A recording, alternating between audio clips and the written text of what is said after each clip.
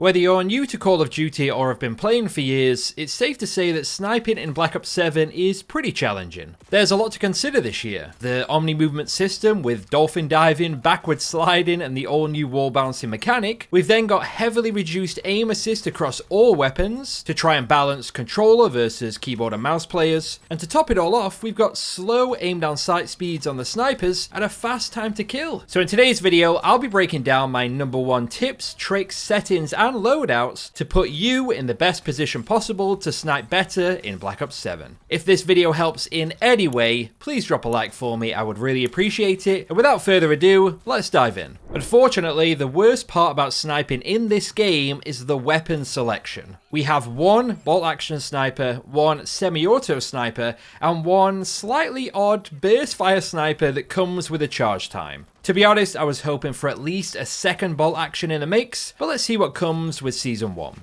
In a nutshell, these three snipers are all very different and require you to adjust your playstyle accordingly. Luckily, they all have their own individual strengths and can actually be incredibly good. And yes, I'm even talking about the XR3. With the right build, I swear it's better than you think. Now, before we get into those crucial settings, those controller sensitivities, and the best class setups, let me give you a few in-game tips. For those grinding Shattered Gold or Arc-Light camos on the snipers, just a note, the XR3 one-shot challenges are currently bugged. I initially thought you needed headshots or all three burst bullets to connect, but no matter what I tested, the progress was random and inconsistent. The easiest solution is to jump into hardcore. Almost every kill will register as a one-shot, and you will speed through those challenges. As for the long shot camo challenge, don't waste your time hunting for long lines of sight on the 6v6 maps and waiting for the perfect moment. Instead, hop into the new 20v20 skirmish mode and speed through them on its large scale map. You'll be done in one game. Surprisingly, they've made the rest of the sniper camo challenges pretty casual this year. You can get the majority of them completed without even thinking about it, which is a nice change of pace. In terms of actual sniper gameplay though, there's a few key things you need to be aware of. Jump shotting with a sniper in Black Ops 7 is not great. The scope wobble when you jump is atrocious, making it incredibly difficult to hit your shot. However, when you're wall bouncing or wall jumping, there is no scope wobble at all, so take full advantage of that. I use wall hops to surprise my enemies constantly, whether you're boosted above cover or peeking around the corner. Having a one-shot weapon in those moments can be extremely powerful. I use the dexterity perk to keep everything feeling smoother when using the game's movement, but I wouldn't say it's a necessity like it was in the beta, it's just nice to have. That's the beauty of this year's system.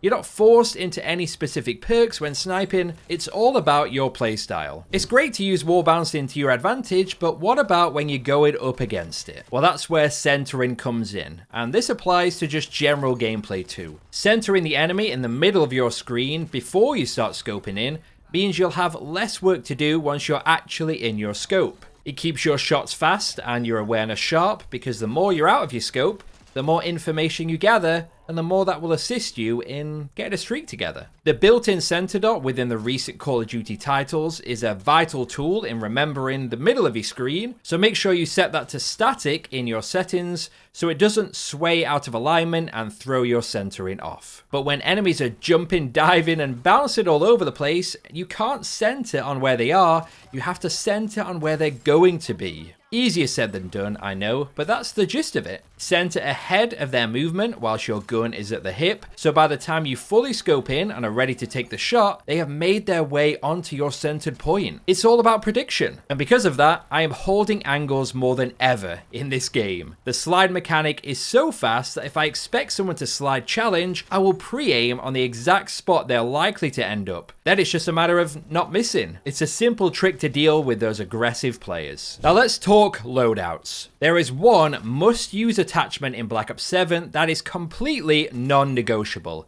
It is essential across all snipers. This is the Strelok laser. I actually made a standalone video on it because it's just that important. It tightens your crosshairs as you're scoping in, meaning the further you get into your scoping animation, the more accurate your shot becomes. The tighter the crosshairs, the straighter the shot, allowing you to hit pop shots and quick scopes with incredible accuracy. Without the Strelok, you basically have to wait until you're fully scoped in for your bullet to go exactly where you're aiming.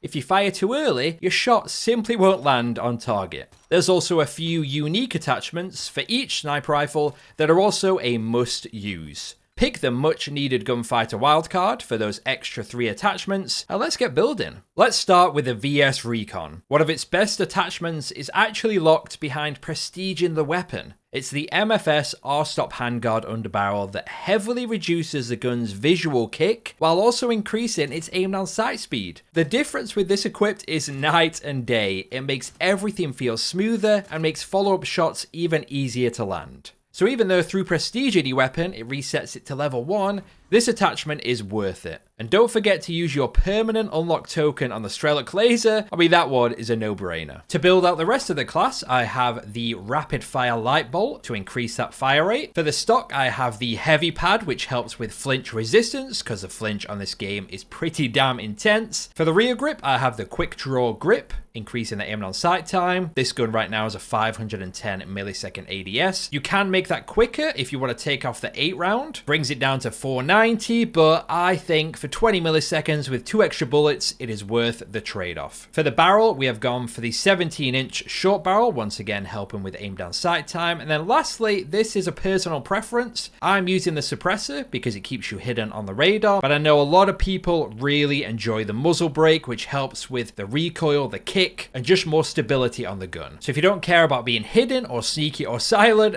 this muzzle brake is definitely the better choice. Now let's move over to the Shadow SK. Arguably the best sniper in the game in terms of its speed, mag size, and fire rate. One thing to note though is the default scope is proper zoomed in, and you may just struggle with that intensity on some of the smaller maps, so I'd recommend using an optic. My favorite is the EAM Dual Zoom, which has a generous bonus to reducing the gun kick. Moving over to the muzzle, like I said, I'm loving the suppressor. Having no cons to it is a bit of a blessing, but if you want more stability, the muzzle brake is absolutely superior. We are once again going with the short barrel for the ADS speed. For the magazine, I've settled on the 9-round fast mag. I know the 8 round is quicker, but it's literally quicker by 5 milliseconds. And I think having 1 extra bullet in the mag is better than having a 5 millisecond faster ADS time. Because we are running an optic on this gun, we have skipped the comb attachment, so we're moving over to the rear grip, and once again, we are going with the quick draw. We want flinch resistance once again, so we've got the control stock. For the laser, obviously discussed it, Strelok, and then for the fire mods, I've settled on the recoil springs, just to tone down the recoil of this semi-auto sniper. Lastly, let's cover the XR3 Ion. I know it's probably your least favorite sniper in the game, but it can actually be really good. Although with no attachments, it's pretty diabolical. There's too much time between the 3 bursted bullets, making it a hit marker machine and essentially underpowered. So as soon as you unlock rapid fire, get that equipped immediately and don't ever take it off. So after the quick charge, we want to go to, of course, the Strelok laser. We've then got the flinch resistant stock. We've got the quick draw grip again, but the ADS time on this gun isn't great. So even with all these attachments, it's still at 590, which is pretty damn slow. So you can try and buff that because we do have a free attachment slot, but 12 round actually only means 4 bullets. So I just leave that blank for now. The underbarrel, this is up to personal preference, but I've gone with the mobile recoil handguard. Stops you feeling like a bit of a slug. For the barrel, we are going with a short barrel again for ADS time, and once again, we've got suppressor or with the muzzle brake. If you're not a fan of the default scope on this gun, not to worry, we do have 1 attachment slot left. See which works for you. Now, when you're using the XR3 in-game, my biggest tip is to master its timing. Even with rapid fire, the charge delay is significant enough that you just can't use it like a normal sniper. It's not as simple as seeing someone, aiming in and firing. The delay will make you miss, or worse, get you killed. It's more about being confident in your centering and pulling the trigger near the end of your scoping animation. That way, by the time the charge completes and the burst fires, your reticle will be right on target. You're essentially quick scoping while pre-firing. Now don't get me wrong, this will take some practice. It's very similar to the P06 back in Black Ops 3 if you were familiar with that. But honestly, once you nail the timing, you can pull off some absolutely unbelievable shots with it, and it can be pretty damn dominant. Now I think it's time to move on to the all-important best settings for Black Ops 7 sniping. So let's kick things off with my controller settings. So for button layout, I play on tactical flipped.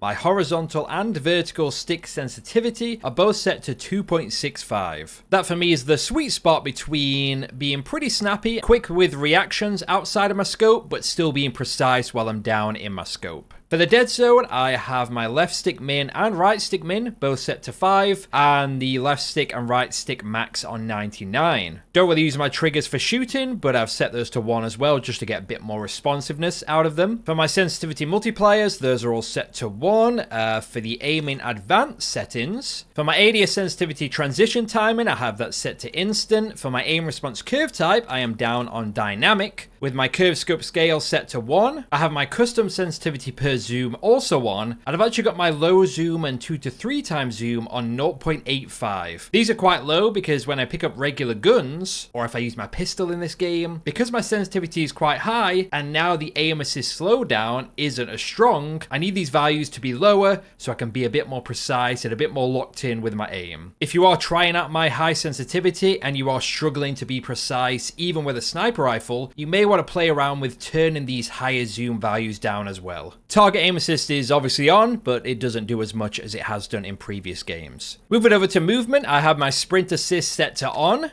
That just allows for things like the backward slide to be a bit more instant. So obviously got those sprint assist sideways and backwards on. Mantle assist is off. Crouch assist is off. Quarter slice it is off. You don't really want that with the snipers. It really messes with your aim. And then this is a key one here. Wall jump assist set to sideways only. This can get a little chaotic when you're inside a room and you accidentally jump and then you start bouncing between 2-3 walls. But in terms of just running around the map and doing casual wall jumps and just chaining wall jumps, this will save your thumbs and your fingers a lot of work, and it just adds to your fluidity. For my movement behaviors, I have my slide dive behavior set to hybrid. Because I play on tactical, that means I am diving and sliding with my R3 button, so I'm keeping my thumb on the analog stick at all times, making sure I am always on target. And the rest of these settings should be set to default, but I will scroll through just in case. And that is the same with the advanced settings as well. Moving over to combat, I think these are all pretty default as well, but I'll cycle through just in case. And then for the combat advanced settings, the only thing I remember changing is the zoom activation. By default, this is set to L3, and I've already seen comments, their sniper rifle is so much more zoomed in than mine is. And I think what's happening is you're accidentally clicking the L3 button or your sprint button while you're scoped in. And if you weren't aware, the VS Recon, for example, has a built-in variable zoom scope. So without knowing, you might actually be changing the notch on the scope, making it more zoomed in. So if you want to stop doing that by accident, change this to the melee button. That's if you play on tactical button layout like me. But like I said, the rest of these should be as standard.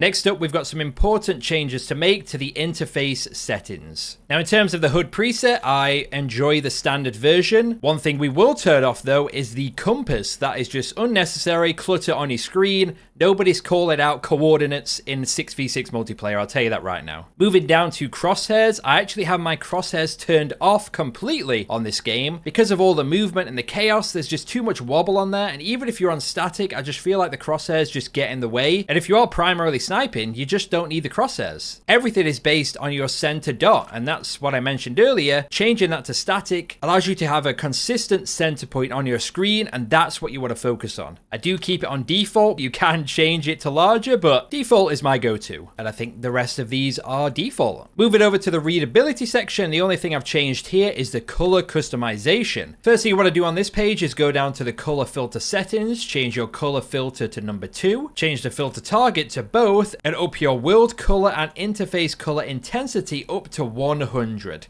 This not only makes your game look absolutely beautiful, but it makes those icons on screen, in-game and on the minimap more vibrant, making it easier to see enemies because their health bars and icons just pop more in-game. Without it, everything is a bit more muted and blends together more, and it's just harder to notice the enemies. And turn off your tooltips, your tutorials, get all that stuff off. That's just unnecessary stuff that pops up on screen. It's all about visibility, folks. Moving over to the graphics section, we're going to start in the view column. I am running a 105 field of view. That is my preferred number on 6v6 multiplayer. We've got affected ADS field of view. We've got our weapon field of view set to wide. Makes your gun look a bit smaller, freeing up more space on your screen. Then for the camera, we have the world motion blur off, weapon motion blur off, first and third person camera movement down to the least it can be. It's still not enough. I want that on 0. Then I play with inverted flashbang on. Just trying to save my eyes, all right? I'm getting old. And I do play on PC, so I'm just going to scroll through my graphics settings here. I think it's going to be dependent on your build, obviously, of your computer, how much it can actually handle, but I play, I think, just by default on high. Changed a couple of things, but it, for me, does the job. I get some good FPS, it feels smooth, and it looks great, so that's really all that I care about. Some people play it on the lowest for 2 reasons. One, just performance. You have to play on a lower because your computer can't handle it, but others just do it for the best frames per second, and for me, I'm all right with what I've got. I think